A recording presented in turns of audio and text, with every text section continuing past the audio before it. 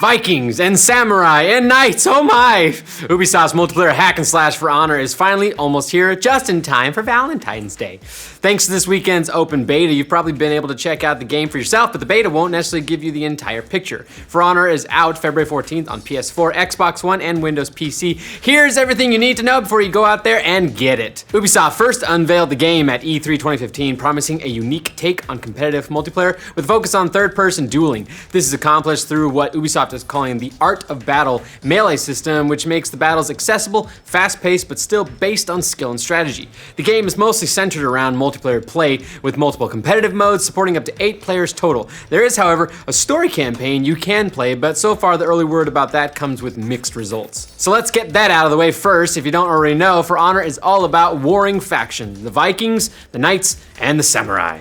No, none of it makes any kind of historical sense. In this version of history, all 3 of these factions are located relatively close to each other and are constantly warring over territory. The Samurai have arrived from a faraway land, the Vikings left for a faraway land but have returned, and the Knights are just hanging out and fighting over their current lands. Makes sense. Each faction has their own unique types of fighters, 4 each, with varying types of fighting styles and weapon proficiencies.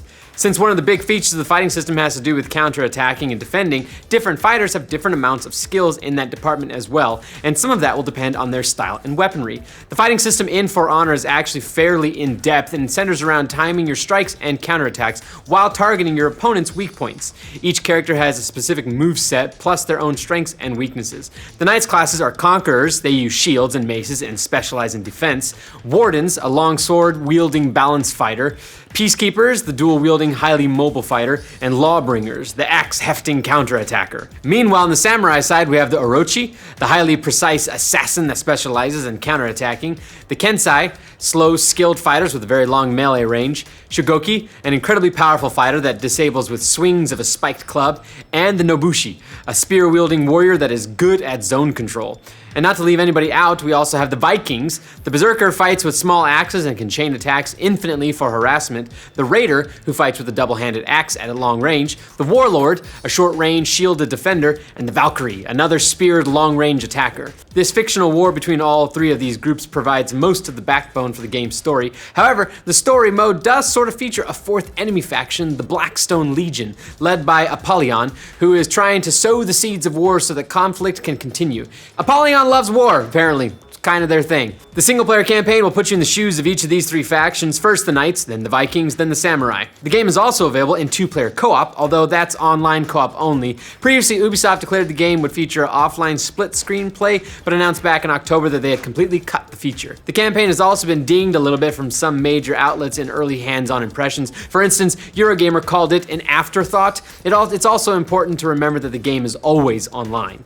But of course, the meat of the game will come from multiplayer. There are a number of game modes in For Honor: Dominion, Duel, Brawl, Skirmish, and Elimination. Dominion is a 4v4 mode similar to Battlefield's Conquest, where holding territories and killing enemies gives you points. First to 1,000 wins. Duel, just like it sounds, is a 1v1 mode. Brawl is a 2v2 mode with no respawns that lasts 5 rounds. Elimination is the same concept but 4v4, and Skirmish is a standard team deathmatch.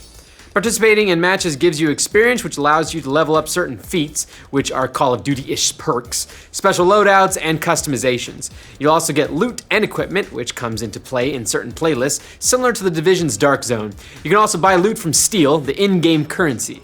Since this game is a multiplayer-centric title, Ubisoft is planning on supporting it, which means season passes. From some of Ubisoft's comments, Rainbow Six Siege is providing the basis for how For Honor Season Pass content will play out. New maps and modes will be available to all players, regardless of Season Pass. However, there will be 6 new heroes added throughout the first year. Those with the Season Pass will get 1 week of first access to the new heroes as they are released. If you don't want to pay for them with real money, you'll be able to buy them with Steel, For Honor's in-game currency, a week after they drop. So, what does the $40 Season Pass get you if not cool new characters and maps? Well, unique loot and a temporary experience boost. Totally not pay to win at all. Totally not. If you're curious about the platform you should be getting For Honor on, the PS4 version will have PS4 Pro enhancements if you have one of those consoles.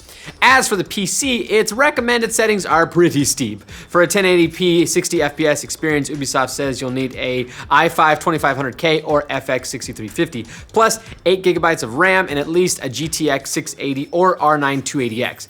And that's with VSync disabled, so plan accordingly.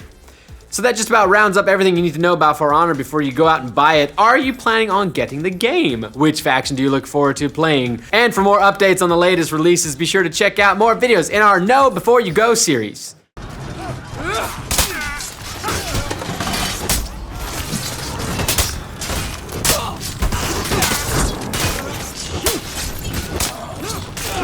I'll